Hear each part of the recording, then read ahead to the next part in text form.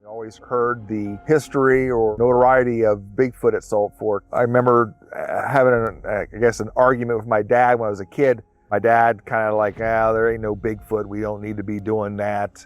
My junior prom was at Salt Fork. And I remember going through the park saying, wow, it's crazy here, you know? From behind a tree, there was some sort of way it can kind of be half in our world and half in another.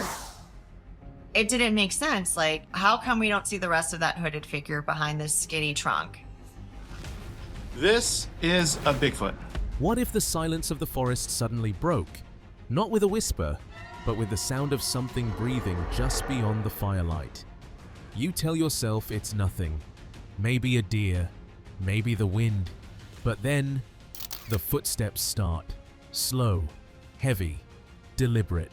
Something is circling the edge of the light, close enough to see the glow in its eyes.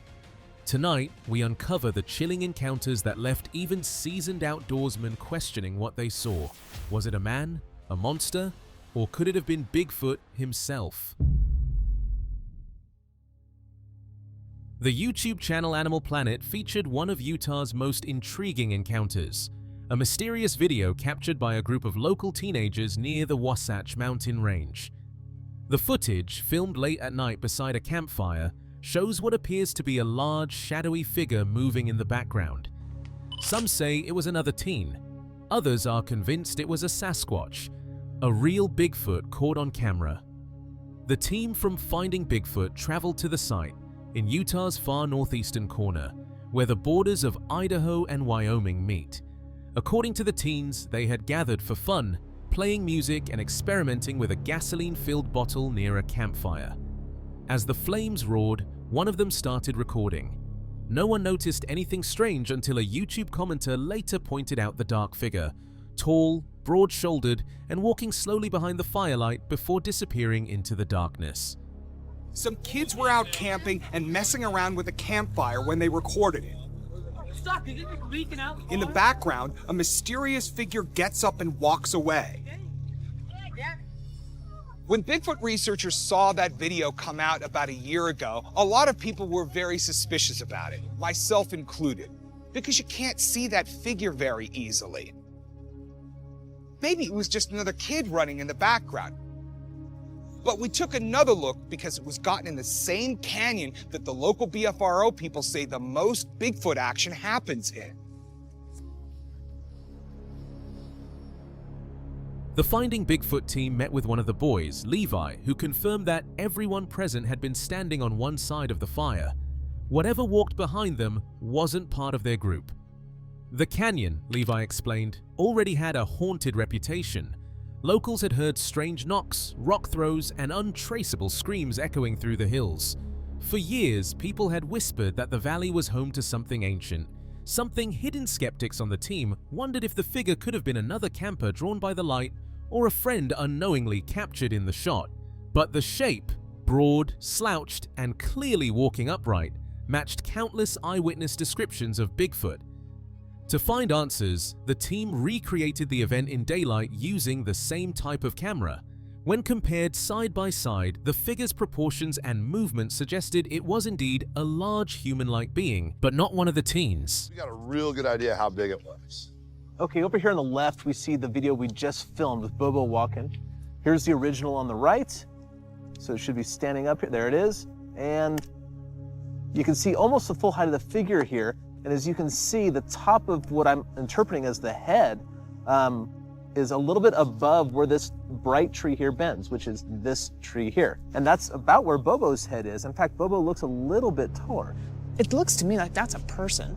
After doing a recreation using the exact same camcorder, there's no doubt in my mind that's either one of his friends who didn't know where they were standing, or it's a camper who heard the ruckus, walked 2 minutes up the hill to check. Night fell again over the canyon. The team split into two groups. Some headed toward an old quarry rumored to be haunted, while others stayed near the campfire site. The cold mountain air carried faint howls from across the valley. Then came a deeper sound. Not a coyote, not the wind, but something powerful and distant answering their calls. The silence that followed felt heavy, as though the woods were listening back.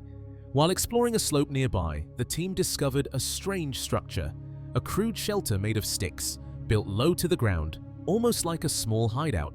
It wasn't polished or permanent, but it looked deliberately shaped. Could it be human? Possibly. Yet its size and location made them wonder if it had served as temporary shelter for something else, something wild and cautious. As the night deepened, one of the researchers decided to stay alone near the structure, setting up camp beneath a juniper tree. He called out into the darkness, mimicking the haunting whoops of Sasquatch. No response came, only the faint rustle of the wind.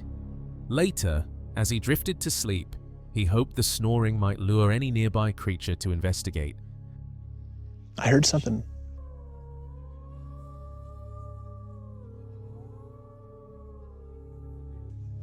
I don't think that's the wind. Those are howls. Which direction? Over there. Let's radio them to see if they heard it as well. Renee for Bobo? You call me Renee? Cliff heard what was kind of a high-pitched howl. He's not sure if it was a coyote or not. Did you guys hear that? He did too. I faintly heard something coming from down the canyon and up, so to the northwest, but I couldn't make it out. We're right next to a creek. Yeah, we're hearing things. We're going to definitely head down Towards that direction.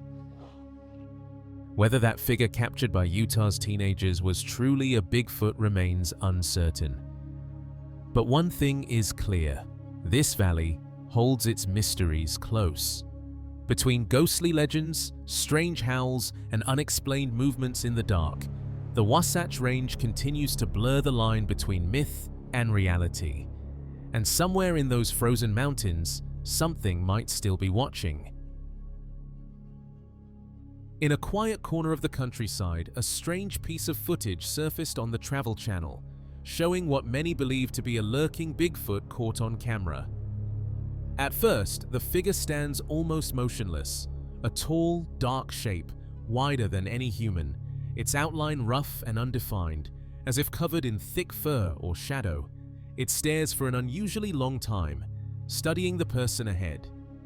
There's a sense of focus in the way it stands. Patient, aware, intelligent. For several moments, it doesn't move at all. Then, without warning, it slips behind a tree. What makes this footage so striking is how that tree is far too narrow to hide something of that size.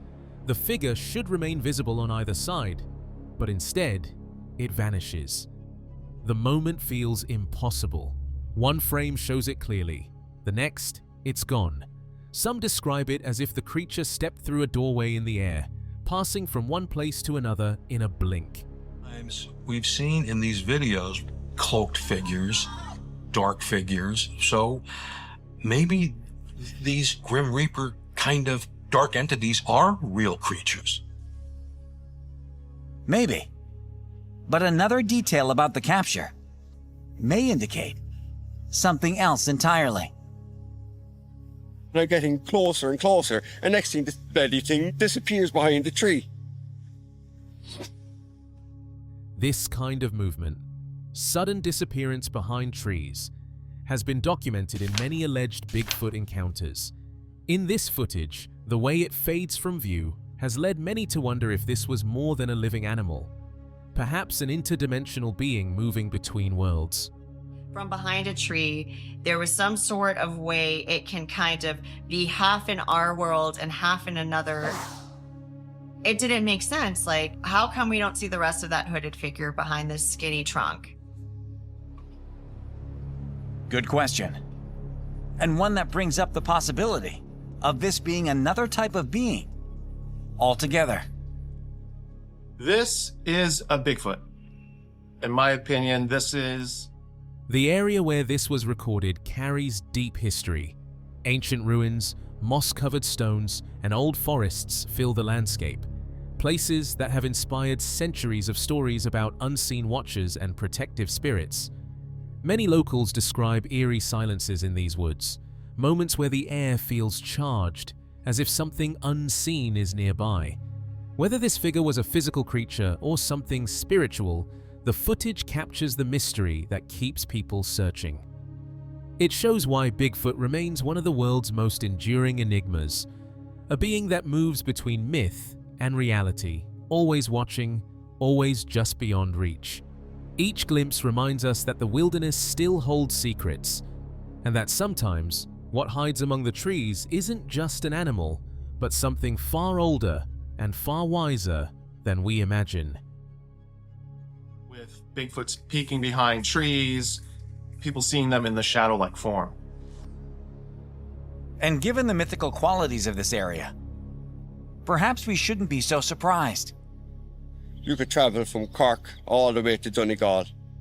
There are hundreds of ruins, castles, old buildings, even more stories to tell. Ghosts, banshees.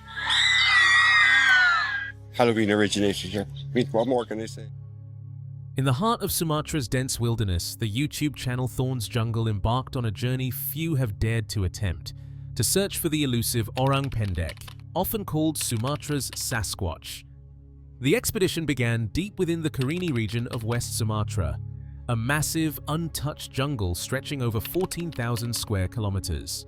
Thorn, an explorer driven by curiosity, spent 6 days and 5 nights here, trekking through humid valleys and climbing steep, rain-soaked slopes.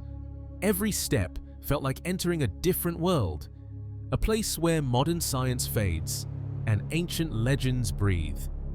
The Orang Pendek, whose name means little person in Indonesian, has been described by locals, early Dutch settlers, and even scientists. Witnesses speak of a compact, muscular primate with dark fur and an intelligent gaze.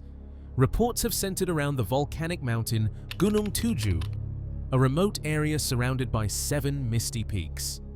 Thorn's goal was clear: reach the mountain's lake, explore its surroundings, and gather evidence of the creature's existence. Potential Orang Pendek footprint I've seen so far. Check this out. There's actually 2. So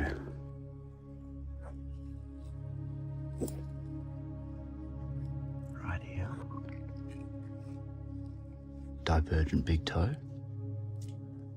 1, 2, 3, 4 toes. Heel. Big toe. Other toes. Right there. And then another print. The first clear clue came in the form of a strange footprint, broad, deep, and unlike anything else in the region. The print showed a divergent big toe similar to that of great apes, yet positioned in a way that suggested upright walking. It was old, perhaps weathered by rain, but the shape was undeniable. Something strong had passed through. In the days that followed, more potential evidence surfaced. Logs torn open as if pried by immense strength, half-eaten fruits scattered across the ground, and faint trails through the undergrowth.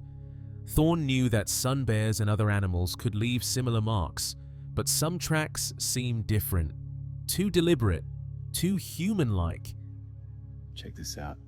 This is a bird's nest that's made out of moss that's fallen down from one of the trees.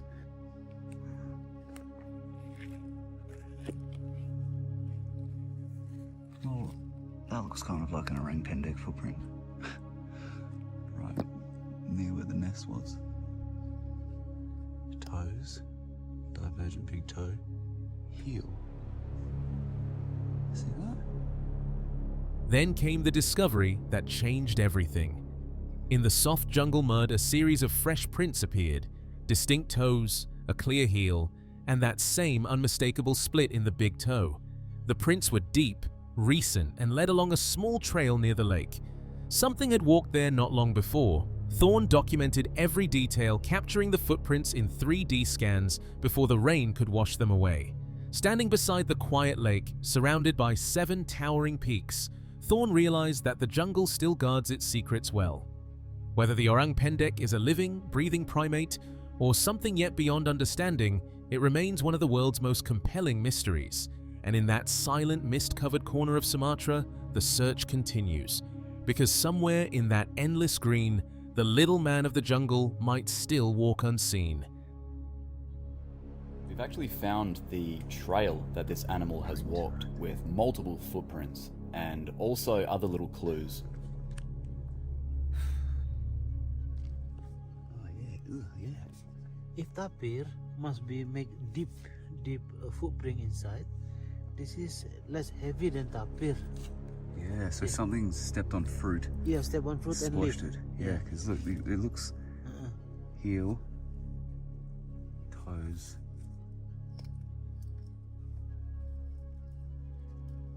Yeah. Toes, heel, maybe the divergent big toe coming out there. Barefoot, yeah, barefoot. Barefoot, yeah, it almost looks like. The YouTube creator Groovy Gavin set out on a month-long journey into the heart of Bigfoot lore. His destination, the woods near Willow Creek, California, the place where the famous Patterson-Gimlin film was shot and where the legend of the Great Forest Man first captured public attention. Gavin visited festivals, spoke with veteran researchers, examined footprints, and walked trails in search of a truth that seems to live somewhere between myth and possibility. From the start, Gavin immersed himself in local history. He entered the small town, visited the Bigfoot Museum, spoke with longtime residents, and asked the question, why do so many people believe in Bigfoot? The answers were varied, a mixture of folklore, eyewitness reports, and personal conviction. Then, he went deep into the wilderness, searching the exact spot where the original film was taken.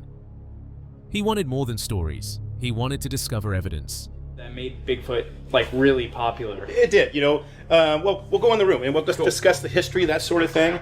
In 1958, this Bluff Creek area was wilderness. The lumber industry, the lumbermen had got permission, listen, we're going to start logging this area. So these guys were the first. They were going to go into those woods and they started coming across strange footprints. At first they thought they were being hoaxed. Is that, you know, a giant humanoid footprints. But these footprints went to areas that if someone's hoaxing us, they can't traverse these areas on stilts or with large feet, number one, or number two, again, they come back to their equipment that was parked in large pieces.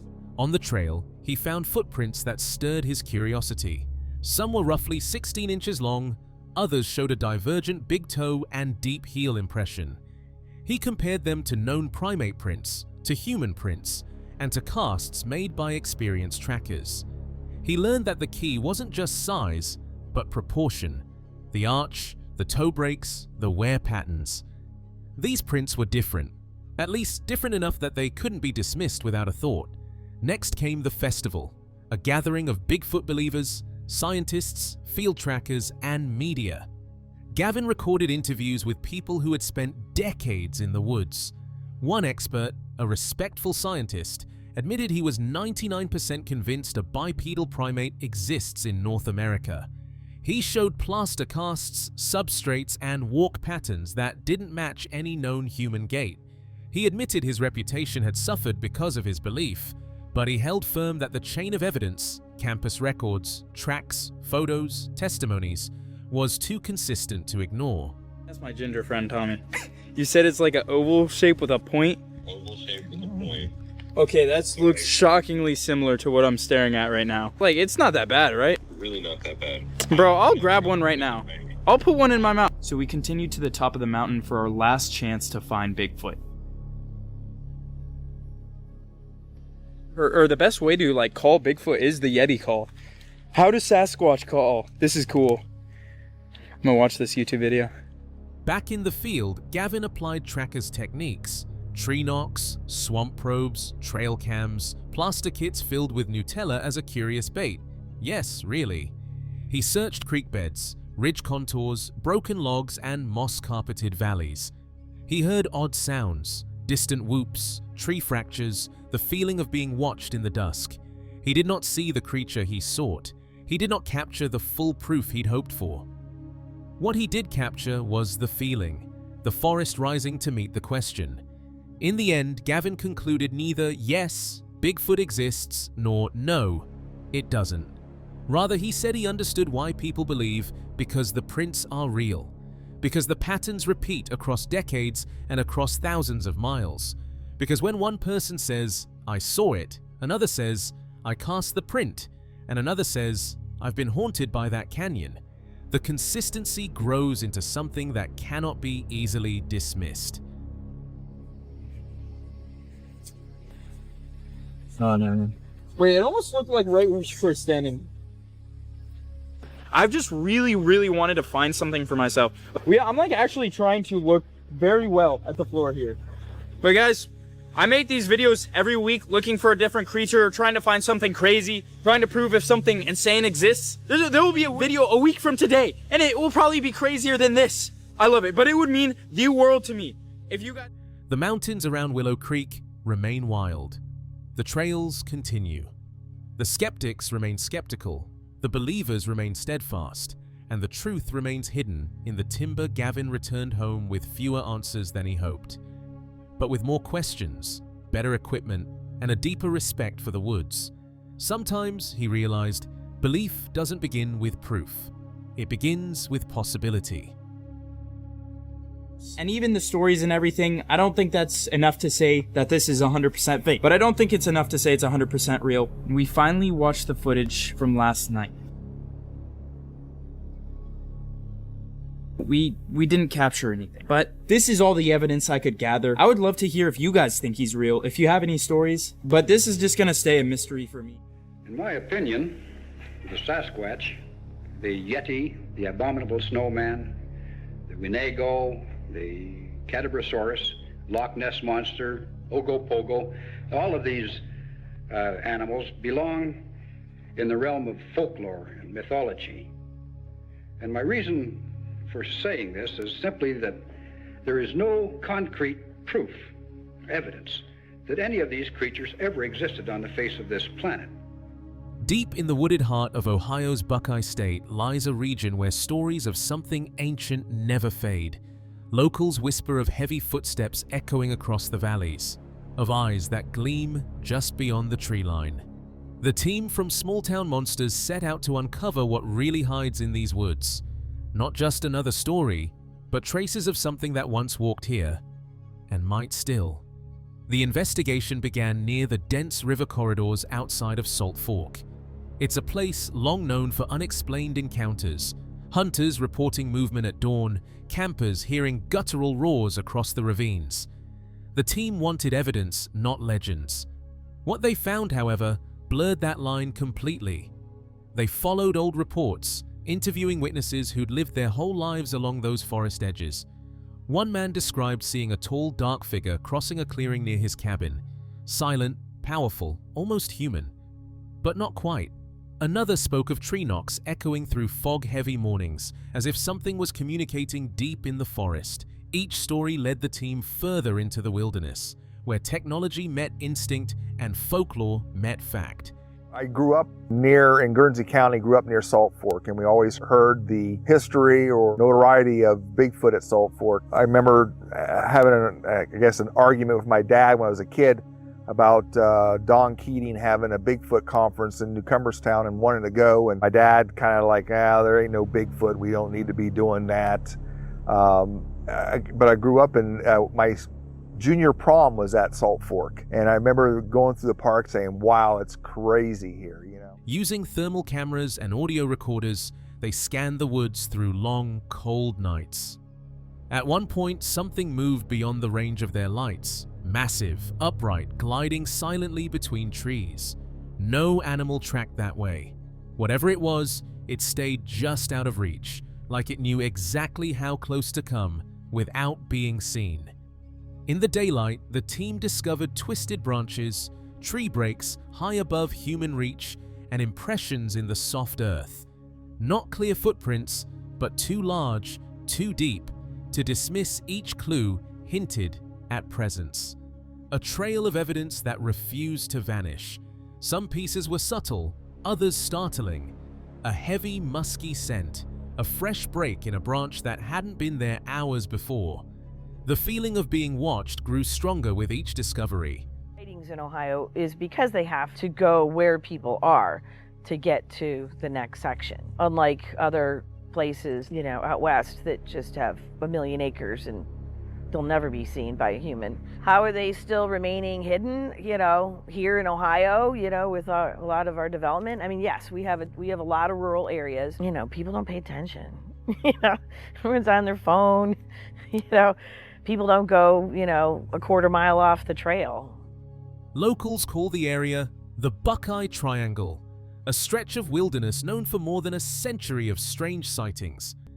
Hunters speak of large silhouettes crossing moonlit ridges, and hikers have captured fleeting figures on trail cameras, half-seen faces, broad shoulders, movements too deliberate to be chance. Whether it's one creature or many remains uncertain, but the pattern is unmistakable. The woods themselves seem to guard whatever walks there. I'm sure they could chew it, but I think it's just an abundance of food. We have stuff here that they can get pretty much year-round, and our winters haven't been ridiculously cold in a long time. We haven't had any real major freezes that have killed fish off around here or anything. So I think that's pretty much just everything is open and available. You hear about Gigantopithecus, and maybe it's a descendant of them, or maybe they're still around. You hear about the Neanderthal. When the Small Town Monsters crew reviewed their footage, they found shapes moving in the distance, a flicker of heat signature where no one should have been standing. The evidence wasn't clear, but it was real enough to raise questions no one could easily answer. Something, or someone, was out there. Perhaps what they found wasn't proof, but presence. A reminder that some mysteries aren't meant to be captured, only witnessed. And in Buckeye, that presence still lingers.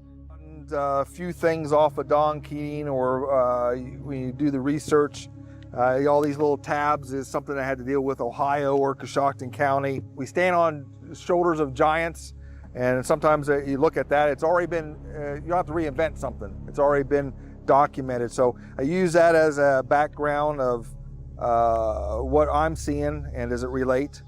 One of the prints that I got was up in Woodbury near. Something watches, something waits. In the quiet fields of Ireland, a strange video surfaced. It showed a dark figure, still, silent, and staring. The footage begins with what looks like a man cloaked in black, standing at the edge of the trees, but the longer it lingers, the less human it seems. Its movements are deliberate, slow, watching, as if it knows it's being seen. The witness holds the camera steady, uncertain. The figure doesn't move away immediately. It stares for what feels like too long, far beyond what any person would. Then, without warning, it drifts behind a narrow tree and vanishes completely. No sound, no trace, just gone. At first glance, it looks like a shadow, maybe even a trick of light, but there's something unnerving about the way it moves. The body is broad, tall, far too wide to disappear behind a tree no thicker than a man's arm. It seems to slip through the space itself, as if part of it remains hidden in another layer of the forest, somewhere between worlds. Is when there's more hunting activity, there's more hiking activity, there's more reports being submitted. So it slowly has actually overtaken Washington State. Pennsylvania has overtaken Washington State as the state that has the most reports, according to the numbers and reports that I've captured in my database, right? That's subjective, but I can only tell you the tallies I've got. But yeah, Pennsylvania has something like 1,600 Bigfoot reports total, and I think Washington is around. Many who have studied the footage say it resembles the image of a hooded entity, a cloaked form, something closer to legend than life. Some compared it to the Grim Reaper, others to a shadow person. But one detail stands out: the height, the shape, the mass, broad shoulders, heavy frame, a stance that feels more like a creature than a ghost. Experts in cryptid research notice the behavior immediately. The still posture, the slow lean from behind the tree, what some call tree peeking. It's a pattern often seen in Bigfoot encounters, these quiet moments where something large observes from the tree line, stepping just enough into view before fading back into cover. The idea of Bigfoot existing in Ireland may sound strange, but ancient stories suggest otherwise. Across Europe, tales have long spoken of the Green Man, a forest guardian, an elemental being tied to the land described as tall, covered in foliage or shadow, moving between trees unseen, a spirit of nature itself. Some researchers believe these legends might stem from the same source, the same being, only seen through different eyes and told in different times. Bob Titmus, who was a taxidermist and tracker, cast about 10 footprints from this animal. And the great thing about Titmus was he cast footprints that were imperfect. And that was really important because it actually showed scientists how this animal moves and walks. And that kind of showed us that they have midfoot flexibility, which is commonly present in ape species. The region where this video was taken is rich with mystery. From ruined castles to mist-covered hills, from ghost stories to banshee cries, every stone and path carries history older than memory. A place where the supernatural and the natural have always walked side by side. And within that fog, something else might be walking too.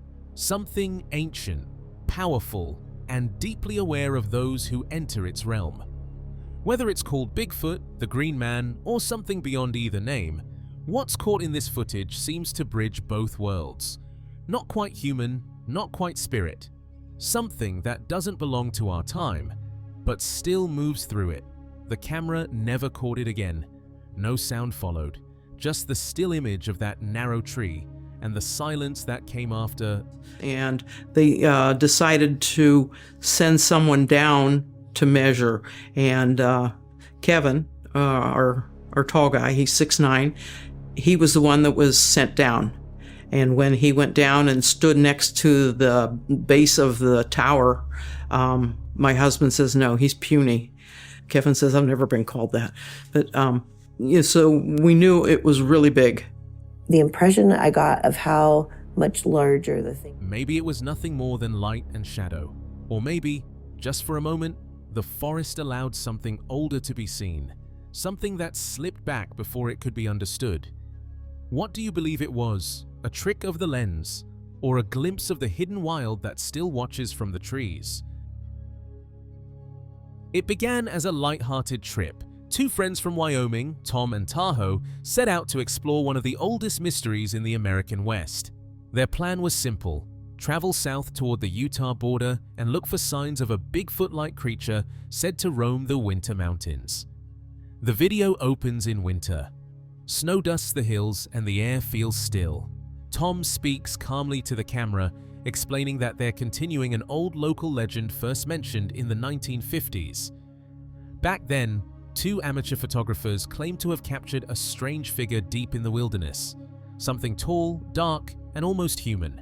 That film, taken in 1931, would later become known as one of the earliest suspected Bigfoot recordings in the region. According to the story, those photographers were never seen again. Only their damaged footage survived, discovered years later in poor condition. In it, a shadowed figure walks through the trees with a heavy, deliberate motion.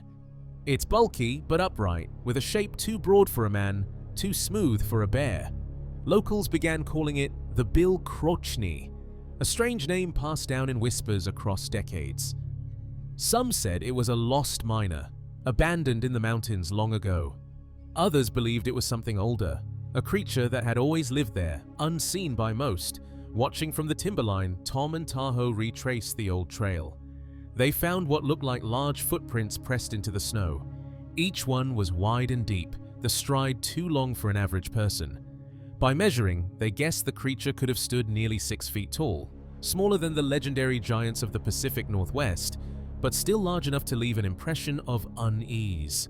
Further ahead, they discovered an abandoned building. Weathered wood, broken windows, strange markings etched into the walls. Some of the symbols looked recent, others had faded with time. Were they graffiti left by explorers, or something carved by the creature itself? For a brief moment, movement flickered near the edge of the frame. A shape passed between trees, too fast to identify, but enough to startle both men. Tom called out, but no one answered. They ended the search without answers, only questions. The mystery remained, just as it had since that first piece of footage from 1931. Was it a person lost to the wilderness? A trick of light and wind? Or had they once again brushed against something that doesn't belong to our world? Something that still walks the frozen borders of Wyoming and Utah? No one truly knows.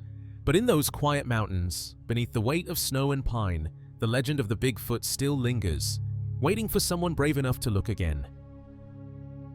The team from Animal Planet's Finding Bigfoot has traveled to many remote corners of North America, but this time, they chose an unexpected place: Southern California. Just beyond the noise of Los Angeles, deep in the San Bernardino Mountains, people have been reporting strange encounters for years. Bigfoot sightings in a region so close to the city seemed unlikely. Yet, as the team soon discovered, the wild doesn't always hide where you expect it to. Researcher Matt Moneymaker led the investigation, joined by Bobo Fay, Ranai Holland, and Cliff Barackman. Their mission began with a witness, a man named Raymond, who claimed he'd seen a large, hairy creature cross a highway near Big Bear. Even though we're not that far from LA, this environment is very good for Sasquatches, and Raymond's sighting only supports that. To most, it would sound impossible. But when Matt left the road and walked down into the valley below, everything changed. The land grew quiet, the air heavier, and the sense of isolation set in. It was the kind of place, he said, where a Sasquatch could thrive. Plenty of cover and water, and few humans ever venturing here. As night fell, Matt decided to camp there. The team spread out, ready to test the area with vocal calls and sound responses. Here's where we'll do it from. And it's time to howl again.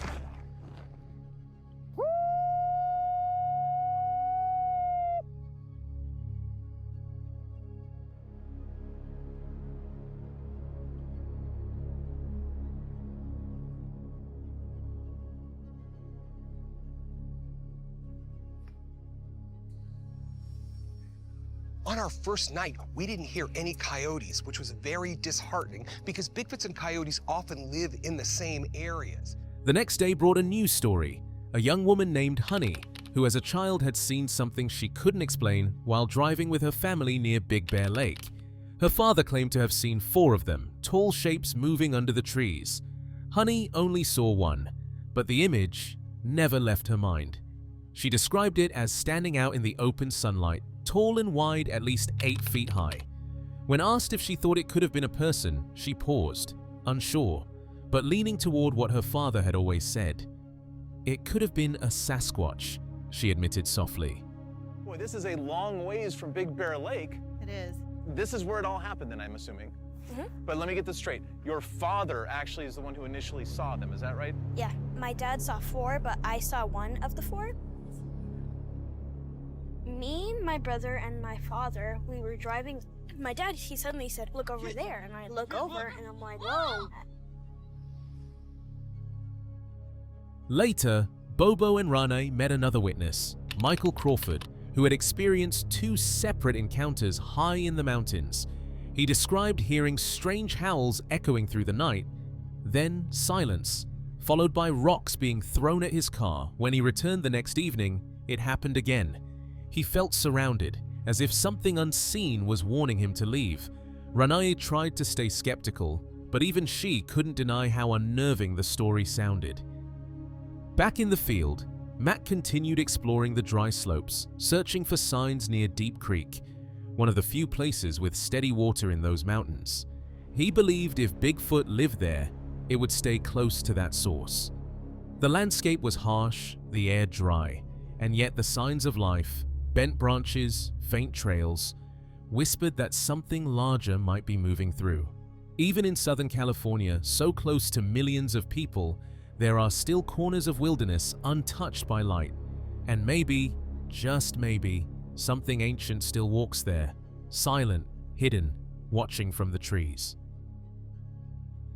The YouTube channel Mountain Beast Mysteries has always stood apart for one reason: patience.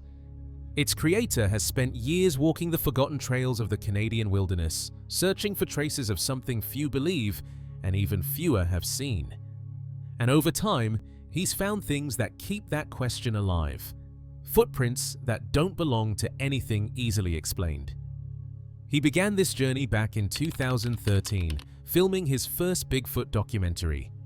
Since then, it's been years of cold hikes, long nights, and quiet moments in deep woods where the world feels untouched. In that time, he's only come across a handful of tracks that might belong to Sasquatch, a reminder of just how rare and fragile this search really is. He admits, not a single one made it to plaster. Out there, miles from any road, carrying casting materials just isn't practical.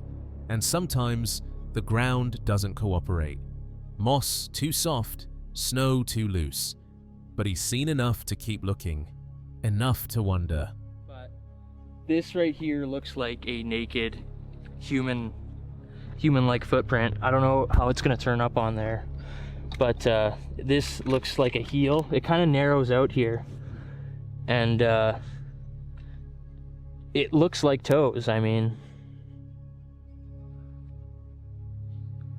I'd say it's probably 12 inches only 12 or 13 inches. But if this is from a Bigfoot, it's the first track I've ever found.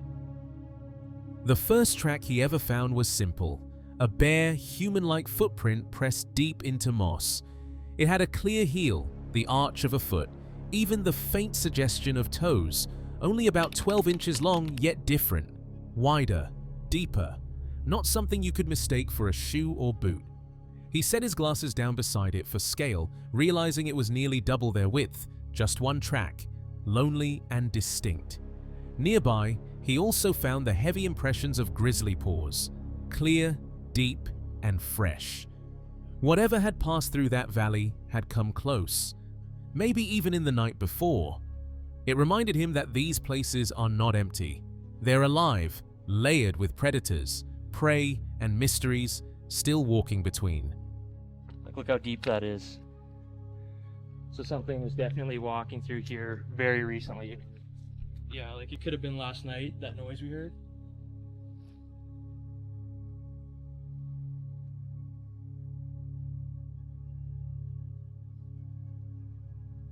I mean, this one, like that's a pretty big paw, and they just keep going. I don't think we should follow those. That's pretty close. Years later, in another part of the backcountry, he found more snow tracks. Long strides, 3.5 feet apart, too far for any human to make with natural gait. Each print pressed deep, perfectly spaced, weaving through fences and trees as if a large bipedal creature had crossed through in silence. The snow rubbed clean in spots where something brushed past. He called his partner down for reference. The size was striking. Whatever it was walked upright. Left, right, left. Not the hop or bound of an animal. And the direction of those steps led straight toward the area where he had once left apples as an offering. The connection lingered in his mind. Maybe coincidence, maybe not. Some prints looked almost textbook. A defined heel, a raised middle ridge, what Bigfoot researchers call the mid-tarsal break, a small detail that some believe separates primate movement from human. Still, he stayed grounded. He knew that certainty doesn't come easy in this field. Each find has to be measured with reason, patience, and humility. These are bipedal tracks. Like, this is from something walking on two legs. There's no doubt about that.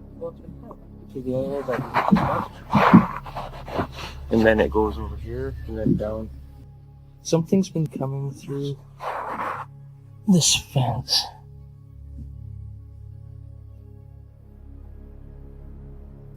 Yeah, and then I was like, well, then it goes down towards the fence, and that's where I put the apples up over there. Not every print was mysterious.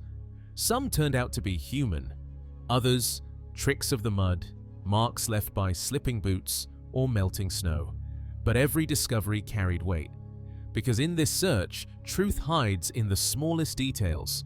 The curve of a heel, the depth of a step, the silence that follows.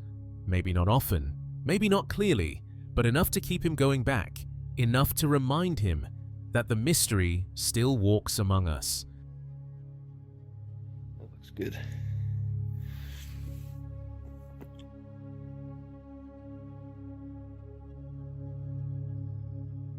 So I was just coming down the trail from that way, going this way, and there's an impression here in the ground.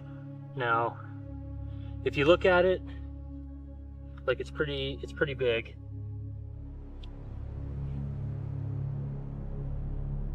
It's about 2.5 of these cameras long. The YouTube channel Renaissance Man has always been about raw, unfiltered outdoor life. the kind that brings peace and challenge in equal measure. But this trip to Harrison Lake felt different. What started as a calm family camping adventure slowly unfolded into something he could never quite explain. He had camped here before, among the mountains that rise like ancient walls, and the calm lake that mirrors the sky. But this time, he brought his family along, ready for a quiet escape. The air smelled of pine and wet sand, the kind of air that makes you breathe slower. The day began easily, a bike ride through rough trails, setting up camp beside the water, and organizing the truck for the night ahead. Everything felt right, until morning came. That's when he noticed them. Tracks. Large, wide prints pressed deep into the sand just outside their tent, the kind that made him stop mid-sentence. He knew his own footprints, his wife's too, but these were different. He crouched, tracing the outline with his fingers, realizing they didn't match anything human. "That's the toe print," he said quietly to himself. "That's not human." By the time he came back with his camera, the lake had risen. The prints were washing away. Print from the Sasquatch. I'm not joking here, folks. That's not a human's toe print there. Like I said, there's another one way up here, which has been trampled and gone now. And then the next, it jumped up onto that log. Bugs are getting thick. I'm sorry, I didn't get the full footprint. It was disappointing. Evidence lost to water and footsteps. But what unsettled him most wasn't just the prints. It was the feeling that something had been standing there, watching, close enough to touch the fabric of the tent. He stepped outside with a flashlight. The campfire had burned low. Then, footsteps, slow, heavy, moving away from the tent. Every instinct told him not to follow. His wife and baby were inside. The footsteps faded, but the chill stayed. Heard someone walking right here.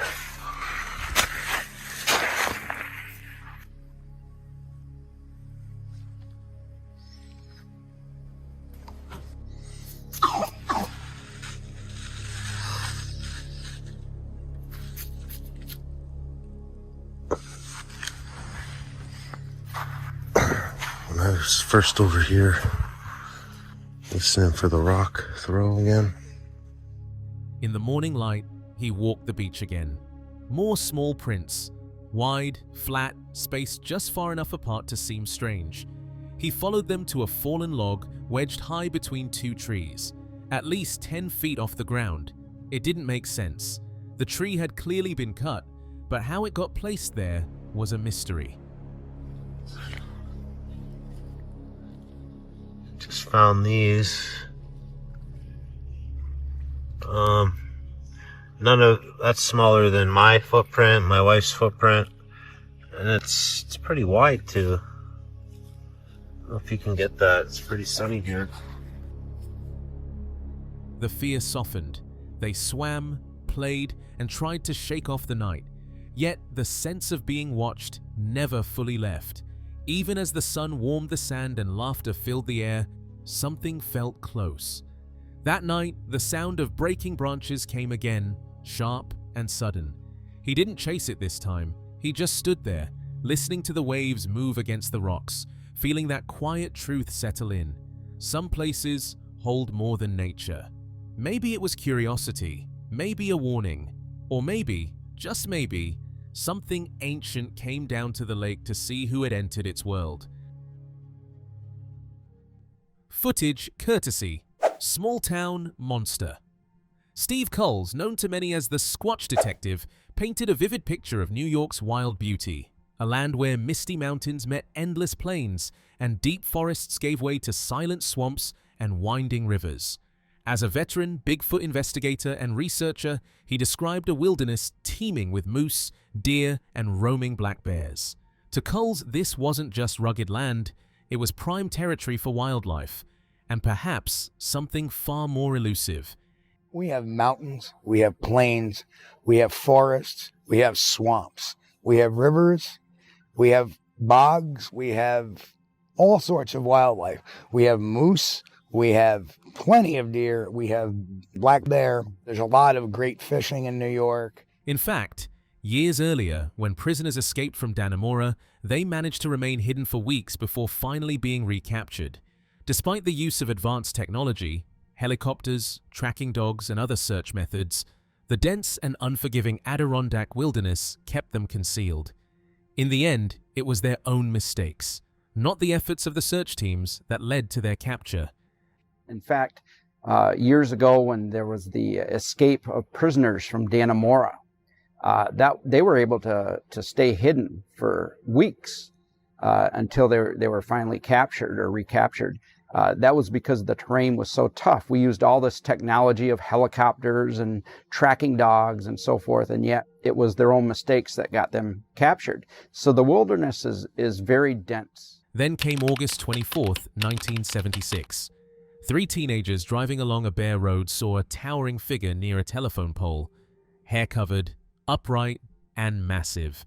They sped into town to alert police, setting off one of the most famous Bigfoot investigations in U.S. history. And it became famous because it involved several police agencies.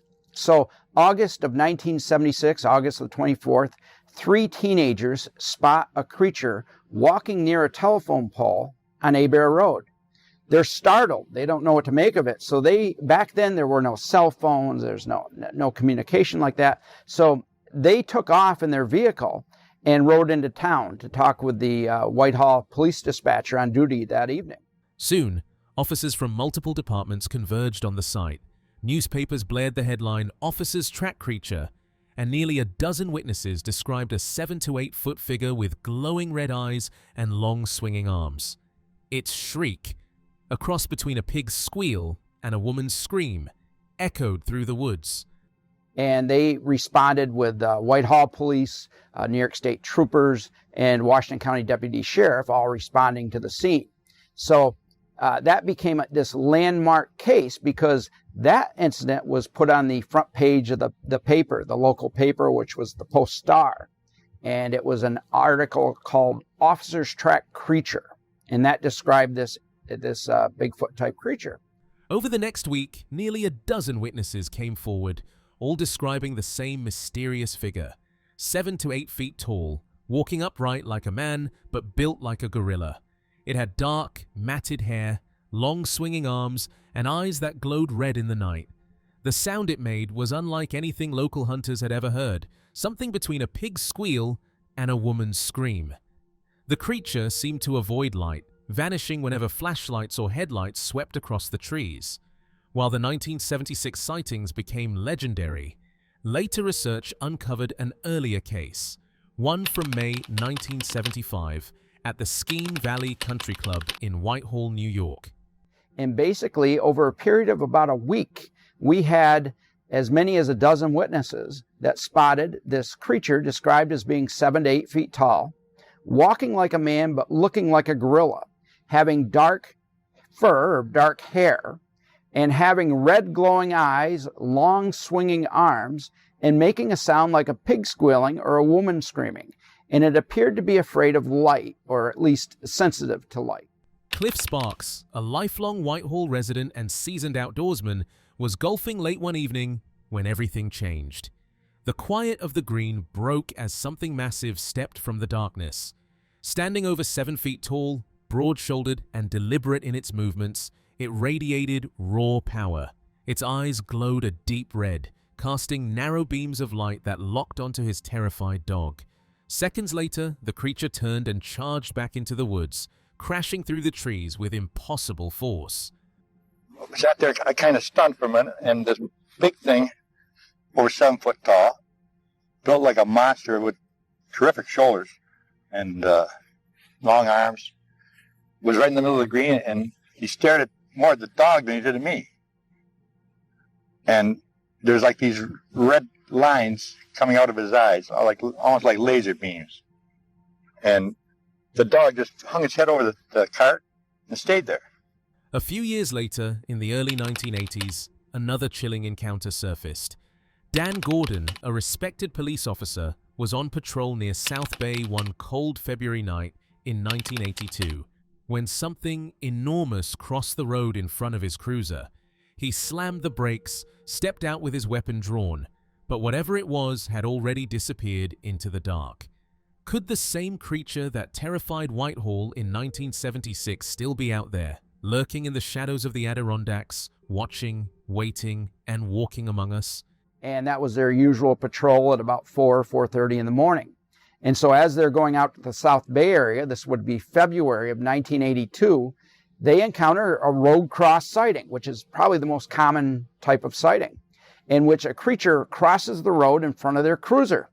They pull the cruiser over, Dan does, he was driving. He puts it in park. The other officer stays in the car. He gets out of the car, draws his weapon, and then tries to pursue the creature, but the creature is long gone.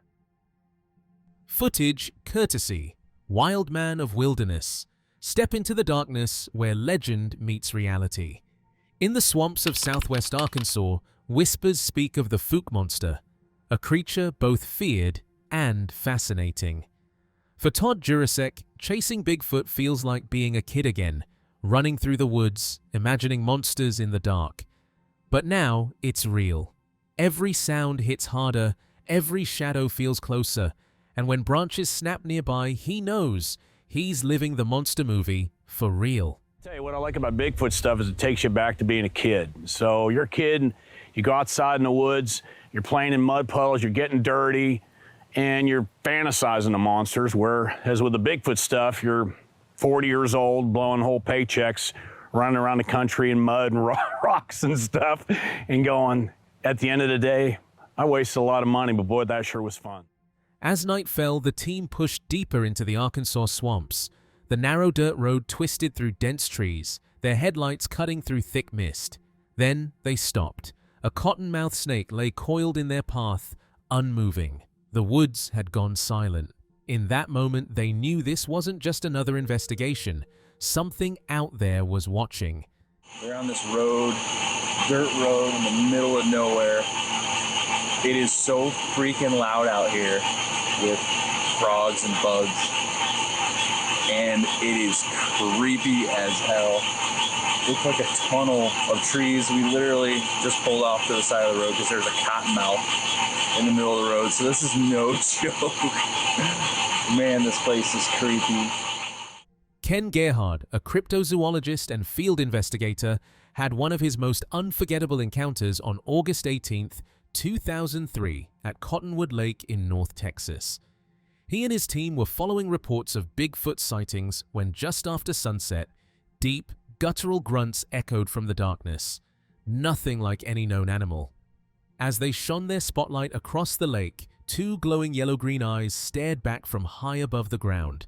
Whatever it wasn't human. Ken said that when you hear a Bigfoot, you don't leave. You stay, because that's where the truth hides. All night, eerie moans echoed across Cottonwood Lake, rising and fading like distant howls. At dawn, the team found deep, human-like footprints in the wet sand, and nearby, large turtle shells ripped clean in half, as if something powerful had been feeding there. You heard a Bigfoot set up camp right there. That's basically the message of that story, because that's where the work needs to be done. And throughout the course of the night, there was some other weird stuff. We heard these moans coming across the lake, kind of like howling noises. And the very next morning, when we finally got daylight, we were able to cut our way into this heavy brush, and there was a beach on the lake, and there were some deep human-like footprints in the sand, and there were a bunch of good-sized turtle shells that had been ripped in half from top to bottom and like just scattered there. Years ago, Bigfoot researcher Jerry Heston shared the story of a hunter who ventured into the Arkansas bottomlands with his dog one night. Out of the darkness came a massive, hairy creature that hissed like an enraged cat and hurled swamp water toward him. Terrified, the man fled and later swore never to return, selling all his hunting dogs out of fear. After all these encounters and chilling discoveries, one question remains.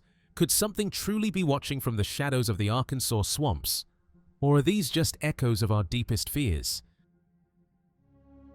The video comes from ABC News, a journey deep into the swamps of Florida where two men continue their search for something most people have only heard in stories. They're not thrill seekers or adventurers chasing myths for fame. They're believers, men who have walked long enough in silence to know when the woods are listening back. Mark Barton is 63, Chris Connor is 51. Together, they've spent years searching for what they call Florida's skunk ape, a creature said to stand 7 feet tall, covered in thick hair, half man and half ape, with an odor strong enough to give away its presence before it's ever seen. For them, it's more than a hunt. It's a promise to keep searching, no matter how deep the swamp goes. Hey, get out of my way, I can't film. It's 10 p.m. in Florida's Green Swamp. Hear it, Mark? Yeah, I hear that. I thought that was one of you guys. No, there was something running towards us. That's 63-year-old Mark Barton and 51-year-old Chris Connor. The Green Swamp stretches over 100,000 acres, endless palmetto trees, thick vines, and murky water. It's a place where the air feels heavy and still, where every step could disturb something watching just beyond the reeds. For Chris, this place carries old memories. He says he first saw the creature as a child, years ago, when it moved through the brush with long, heavy steps and then vanished into the swamp. The image never left him. For Mark, the search began as a way to heal. When his wife grew ill, he promised her he would find a way to keep going. After she passed, he turned to the wild, to something unknown and mysterious, as a reason to stay moving. That's when he joined Chris, and the two began what became a years-long journey through Florida's wild heart. This video is, they say, they're jackpot proof. The day they nearly came face to face to it. That black speck right there, they say that's the skunk ape. There's the eye opening up. I do see some right there. movement. Looks like some blinking possibly going on. There's the other eye. It does look like something big and dark Yeah, and see it right hairy. there? It's not a hog. No, it's not a hog. When people say you're crazy, your answer is We're going to do our part to be able to show what's really out there. Together, they formed a quiet brotherhood built on trust, out there, surrounded by snakes, alligators, and the endless hum of insects. They rely on one another. If one stumbles, the other helps him stand. If fear sets in, they share it until it fades. What keeps them going isn't danger. It's faith. Faith that something extraordinary still hides out there. They've seen shapes in the dark, caught movements in the distance, and found large, human-like footprints pressed into wet ground. Sometimes the swamp falls silent, and both men swear they can feel a shift in the air, like something powerful has entered their space. Are you looking at a footprint, Chris? Yeah, it's not enough. I'm just saying it looks like there's some characteristics there. With a large toe and another digit and another digit. It's very small, though. And so, but see, a hog won't do that. A deer won't do that. 'Cause it looks like the toes are splayed just a little bit, Just but a it's little not bit good enough. But it's just of interest to pay attention to. It is of interest. I'm just saying I don't hear birds. I prejudge you. I We, mean, we passed an area right up there, didn't take and your- to me the atmosphere changed in the woods for me. Yeah. If they're in the area, They've even recorded strange knocking sounds echoing between the trees, a deep, hollow rhythm unlike any animal they know. Skeptics might call it illusion or hope, but to Mark and Chris, it's real. They've spent countless nights listening, waiting, believing that the next step or the next call might bring them face to face with what they've been searching for. Each encounter leaves a chill and a question. Who or what is really walking out there? The unseen giants still hide in plain sight, but these raw clips bring us closer than ever. Whether you're a believer or just curious, remember, legends often start with something real. So, could Bigfoot still be out there, watching us back?